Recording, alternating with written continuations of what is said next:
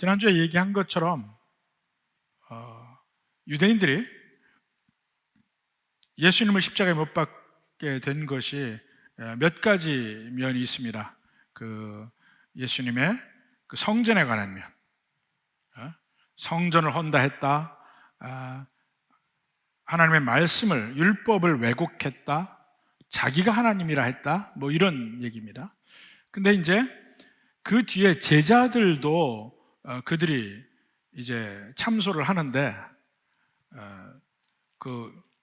스데반을 잡을 때 뭐라 합니까? 거짓 증거를 해서 6장 13절에 보니까 거짓 증인들을 세우니 이르되 이 사람이 이 거룩한 것과 율법을 거슬러 말하기를 맞이 아니하는도다. 거룩한 성전과 율법을 거슬러 말했다. 그래서 지난번에는 성전에 대해서 오히려 그들이 잘못 알고 있고, 예수님은 성전을 스스로 헐라 한 것이 아니고 예수님의 몸이 바로 성전이라는 면을 이야기한 것이죠. 이 성전을 헐면 3일 만에 내가 다시 일으킨다 하는 얘기를 하는 것인데, 그것도 잘못 아는 것 얘기를 했습니다. 그 다음에 율법을 거슬러 말했다고 하는데, 사실 스데반이 그들에게 설교하면서 제일 마지막에 뭐라고 얘기하냐면, 보십시오. 7장 53절. 자, 오늘 말씀 전체가 다 마찬가지인데 51절에도 마음과 귀에 할례 받지 못했다, 조상같이 항상 성령을 거스린다, 선지자들과 의인을 박해했다. 그리고 53절에 너희는 천사가 전한 율법을 받고도 지키지 아니하였다. 유대인들의 율법에 관한 관점과 지금 예수님이나 스데반이 이야기하는 율법의 관점이 정면으로 충돌하는 장면입니다. 근데 우리가 이미 알고 있기는 예수님과 스데반이 말한 율법의 면이 진짜예요. 그 유대인들은 지금 잘못 알고 있는 거예요. 근데 그것이 그들이 무지한 면도 있지만 그 마음의 근본 동기가 죄적입니다.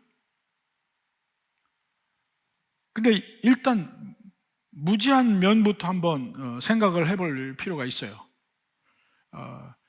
지금도 우리 교회에서 그런 면들이 있는데, 마치 구약과 신약을 서로 반대로 대비시켜 놓고 있습니다. 구약의 하나님은 엄위하신 하나님, 신약의 하나님은 사랑의 하나님, 구약의 율법은 아주 무섭고 무겁고 신약은 사랑이고 다 보듬고 품는 것이다, 이렇게 이야기를 하는 사람들이 있습니다만 전혀 그것이 사실이 아닙니다. 어떻게 똑같은 하나님이 구약에 달리 얘기하고 신약에 달리 얘기합니까? 일관된 하나님의 말씀인데 그 하나님이 말씀하신 본래의 목적을 잘못 이해하고 있는 것입니다. 이것을 그 배경으로 생각을 하고 한번 봅시다. 먼저 마태복음 5장 17절, 예수님이 하시는 말씀입니다.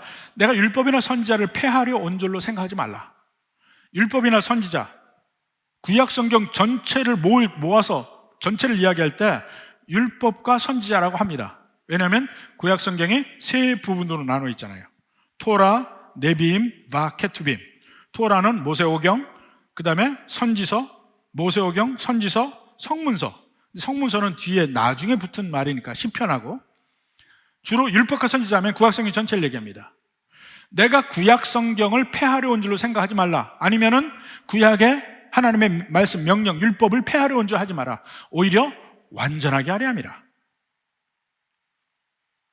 예수님은, 근데 바리새인들이 볼 때는 율법을 거슬러서 얘기한다 이렇게 얘기하잖아요. 아니다, 완전케 하는 것이다. 오히려 본질의 의미를 다시 회복시키는 것이다, 이런 면으로 이야기합니다. 왜냐하면 율법의 본질이 뭐냐 이거예요. 율법을 가장 엑기스로 축약해서 이야기하면 무엇이냐? 사실은 구약 성경에서 율법의 가장 엑기스는 십계명이에요. 십계명은 만고불변의 법칙입니다. 그러니까 동서고금을 막론하고 십계명은 지켜야 돼요. 나 위에 다른 신을 섬기지 마라, 새긴 우상을 만들지 마라, 여호와 이름을 왕령되이 일컫지 말라, 안식일을 거룩히 지키라, 부모를 공경하라, 살인하지 말라, 간음하지 말라, 도둑질 말라, 거짓 증거하지 말라. 이것은 어디서나 지켜야 될 거예요. 안식일이면은 그 안식일 제도는 주일이란 말로 시대가 바뀌어서 지키는 것이지만 전체를 다 지키는 거예요. 그런데 그 뒤에 구약의 율법을 보면 세 가지로 나눠 있죠. 십계명, 그 다음에 시민법, civil law라고 하죠. 계속 요즘에 우리 구역 성역 공부할 때 하잖아요.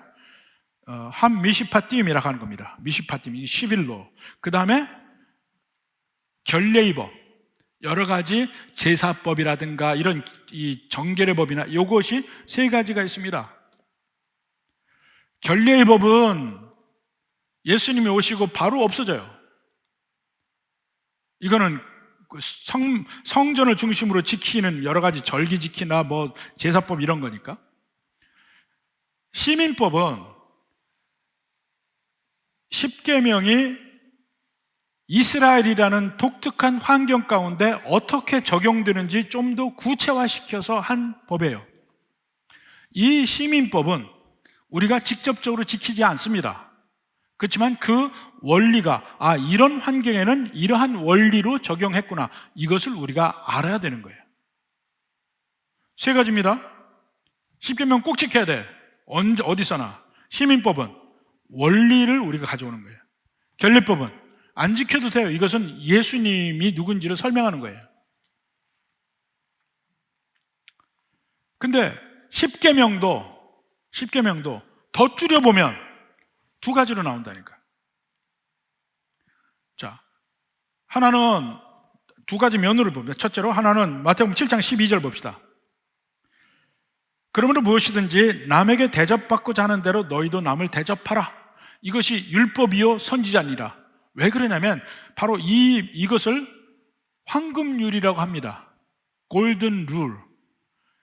모든 율법을 이렇게 얘기할 수 있어요. 남에게 대접받고자 하는 대로 너희도 남을 대접하라. 가장 핵심이 뭐냐면 하나님께 대접받고 싶은 대로 다른 사람을 대접하고 하나님도 대접하라는 얘기예요. 하나님 사랑받고 싶은가? 하나님 사랑하라는 거예요. 하나님 사랑받고 싶으냐? 다른 사람을 사랑하라는 거예요. 그래서 이게 황금률입니다. 근데 그것을 또 다른 면으로 설명을 하면, 자, 22장 37절부터 보세요. 예수께서 이르시되 내 마음을 다하고 목숨을 다하고 뜻을 다하여 주 너희 하나님을 사랑하라 하셨으니 이것이 크고 첫째 되는 계명이요. 10계명의 1, 2, 3, 4계명이죠. 그 다음에 둘째도 그와 같으니 내 이웃을 내 자신같이 사랑하라 하셨으니 6계명부터 10계명까지죠. 이 두 계명은 온 율법과 선지자의 강령이니라. 아까 황금률 얘기할 때하고 같은 말이죠. 온 율법과 선지자의 그 자체가 핵심으로 보면 이게 가장 핵심이라는 거예요. 하나님 사랑, 이웃 사랑 두 개로 축약할 수 있고 이것도 하나로도 축약할 수 있어요. 하나님 사랑이에요. 이웃 사랑도 근본적으로 하나님의 형상을 입은 이웃을 사랑하는 겁니다. 율법을 한마디로 하면 하나님을 어떻게 하면 내가 전심으로 사랑할 것인가 하는 면으로 귀결이 될 수 있어요. 그런데 그것을 마침내 그것의 가장 궁극적인 목표와 모범을 보여주는 것이 예수님입니다. 그런 면에서 로마서 10장 4절에 보면 그리스도는 모든 믿는 자에게 의를 이루기 위하여, 의를 이룬다는 것은 율법을 다 지킨다는 거예요. 그 율법의 마침이 되시니라. 여기서 율법의 마침이라 하는 것을 우리가 잘 이해하기 힘든데 이 말이 텔로스라고 하는 말입니다. 텔로스. 율법의 텔로스다 하는 것인데 이 텔로스라는 말은 종착역이라고도 할 수 있고 지향점이라고도 할 수 있어요. 율법이 지향하는 마지막 점, 마지막 율법의 종착역. 광주 성정역에서 기차가 떠서 어디로 갑니까? 서울역으로 가잖아요. 그러니까 그 서울역이 그 기차의 텔로스예요. 마지막 목적지. 율법의 마지막 목적지는 예수님이란 말이에요. 그러니까 율법을 마지막으로 완벽하게 보여주는 것이 예수님이에요. 예수님의 삶을 통해서 하나님 사랑의 극치를 보여주고 예수님의 십자가를 통해서 이웃사랑의 극치를 보여준 거예요. 그 모든 율법의 텔로스예요. 근데 그렇게 얘기를 해도 그거 다 얘기해요. 얘기하는데 그럼 구체적으로 어떻게 되느냐? 그건 모릅니다. 성경에 나오는 모든 하나님의 말씀은 1500년이 넘게 쓰여진 책이에요. 그러면서 하나님이 스스로를 계시를 하시는데 처음에는 희미하게 제한적으로 하나님의 자기 계시가 있어요. 하나님의 품성이 표현됩니다. 그리고 시간이 흐를수록 점점 그게 밝히 보이기 시작하고 제한적으로 표현된 것이 이제 점점 넓게 포괄적으로 표현이 됩니다. 그러니까 구약에서는 희미하게 제한적으로 네거티브하게 부정적으로 표현되고 신약에서는 명백하게 포괄적으로 긍정적으로 표현돼요. 마치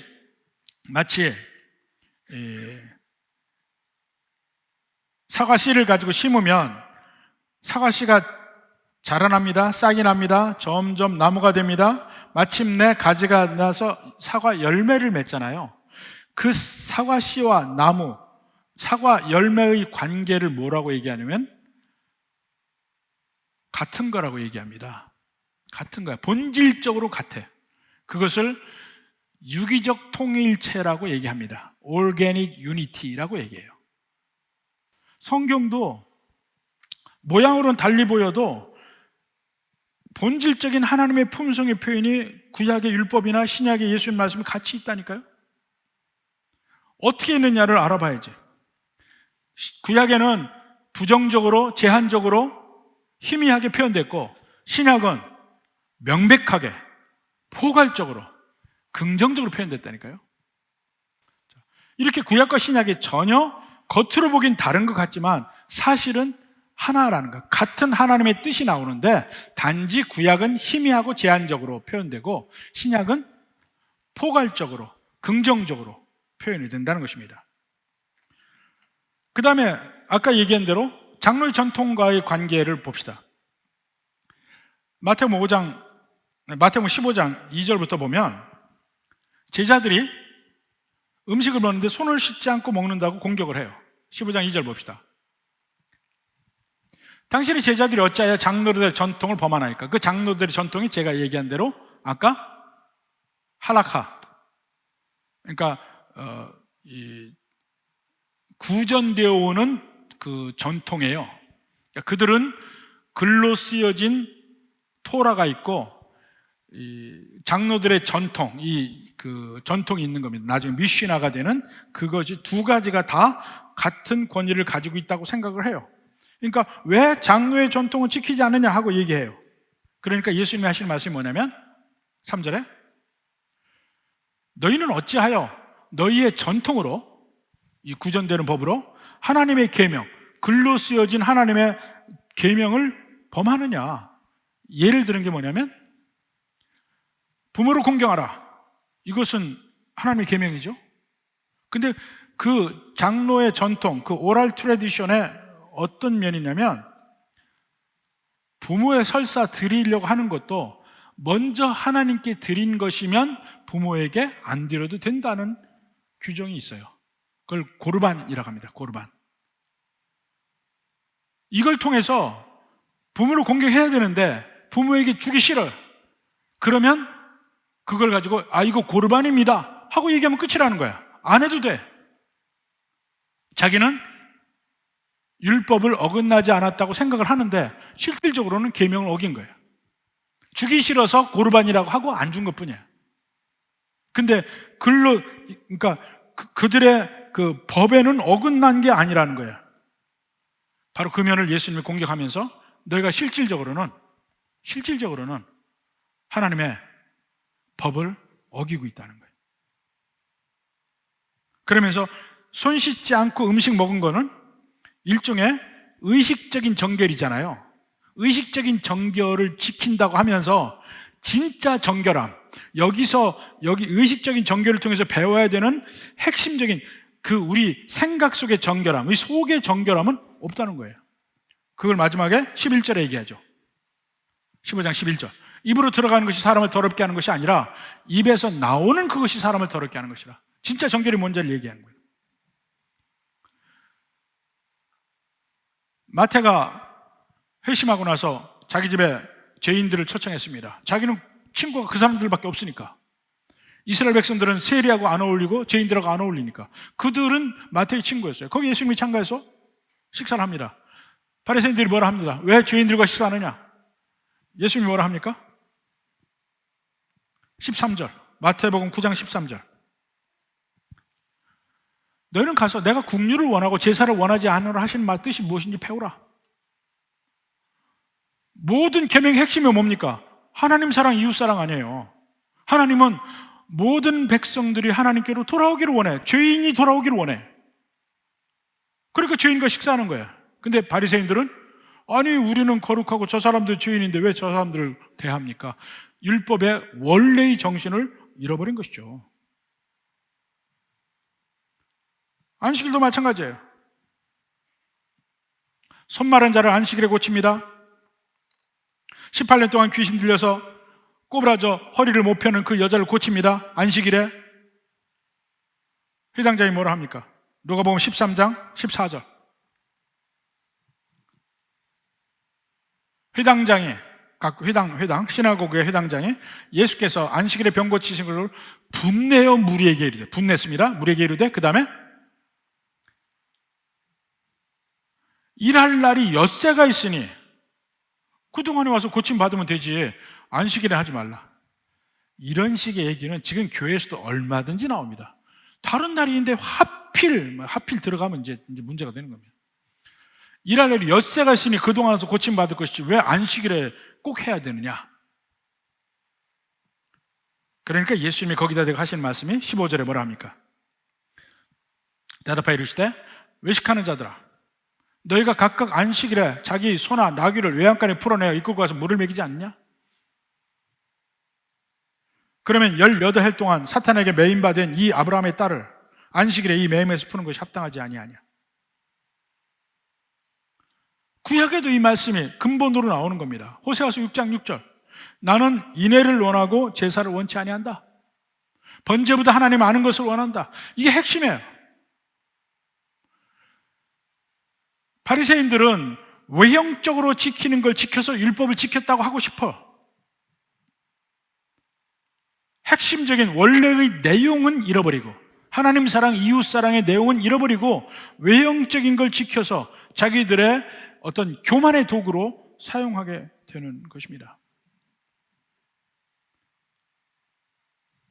근데 그 율법의 궁극적인 종착역이 예수님에서 마침내 하나님의 사랑을 이루는 면이 있다는 것을 잊는 것이죠. 근데 바리새인들이 하는 걸 보면 하나님의 율법 보면 못 지켜요.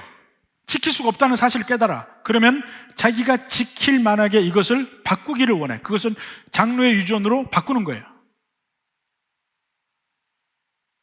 안식일을 범하지 않는 거 지킬 수 있게끔 바꿉니다. 그렇게 해서 다 지킬 수 있게끔 해놓고 지켜요. 그러니까 겉핥기식으로 율법을 바꿔서 지켰다 하고 합니다. 근데 그런 속성이 지금까지도 계속 내려와요. 겉으로 지키는 면. 얼마 전까지만 해도 우리나라의 장로교에서는 그렇게 형식적으로 지키는 면이 많았습니다. 안식일을 거룩하게 지킨다. 그러니까 안식일을 하지 말아야 될 것들이 있어요. 즐거운 일을 하면 안 돼. 극장을 가서도 안 되고, 어떤 즐겁게 노는 일도 안 되고, 뭐 사 먹어도 안 되고, 다 그랬습니다. 그리고는 안식일을 지켰다고 생각해요. 근데 안식일의 근본 의미가 뭐냐는 거예요. 세상 사람들이 누리는 걸 웬만하면 하면 안 된다고 생각해. 오히려 우리 경건함이라는 이름으로 기독교 문화를 지키려고 하는 경향이 있었어요. 기독교 문화를 지키려고 해요. 처음에 제가 부임해서 장로님들 설득하고 성도를 설득해서 강대상에 신발 신고 올라오는 것도 굉장히 어려운 일이었습니다. 이 강대상 이걸 바꾸는 것도 대단히 어려운 일이었습니다. 여기 색깔은 완전히 빨간색이었어요. 근데 그거는 사실 문화적인 얘기거든요. 근데 문화를 지키려는 경향이 있어요. 오히려 목숨 걸고 진짜 중심을 지키려는 것보다. 그러다 보니까 교회가 어느덧 처음에 초창기에 1950년, 60년, 심지어는 70년대까지도 교회는 세상보다 문화적으로 앞서갔었습니다. 교회를 가야 음악도 하고 노래도 하고 탁구도 치고 교회를 가야 연애도 했어요. 근데 교회가 전통에 묶여서 마치 그 전통이 절대로 변하면 안 되는 것처럼 마치 생각을 하다 보니까 점점 시대가 흐르고 시대가 막 급격하게 변화가는데 교회는 안 변한 거야. 어느덧 문화적으로 떨어지기 시작해요. 교회는 이 세상과 접촉을 해야 되는데 세상을 향해서 나가고 세상과 접촉하고 그 속에서 그들을 복음으로 인도해야 되는데 세상과 완전히 격리된 채 가기 시작했습니다. 그래서 변화를 추구하는데 교회 안에서 전통을 지키고자 하는 면 때문에 격렬한 저항에 부딪히고 이것이 교회마다 어려운 일들이 많았어요. 지금은 많이 풀어졌지만 그래도 끊임없이 노력을 해야 됩니다. 마치 물고기가 짠 물에서 살지만 물고기 자체는 안 짜요. 우리의 삶도 이 세상에 같이 부딪혀 살지만 그 속에서 경건함을 잃지 않는 그 면이 무엇인가를 끊임없이 고민해야 됩니다. 왜냐하면 세상은 계속 변하니까.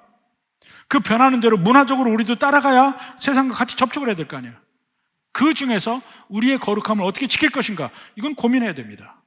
그렇지만 문화적으로 따라가야 돼요. 바로 그런 면에서 우리는 끊임없이 변화할 수밖에 없어요.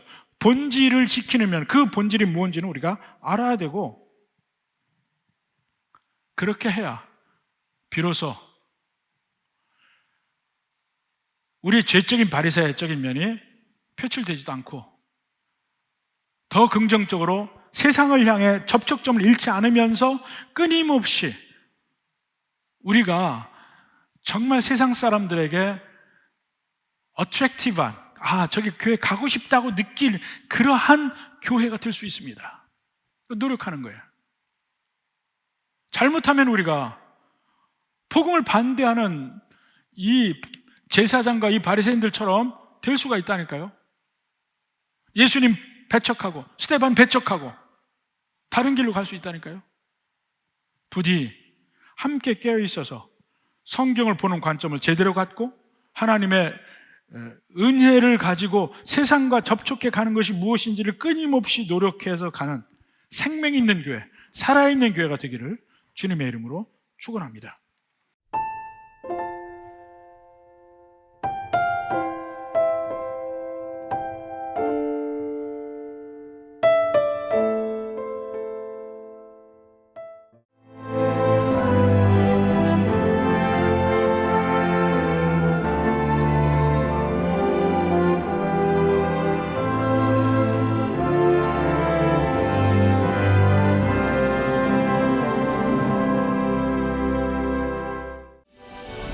일 년 12달 흥겨운 축제로 가득한 섬.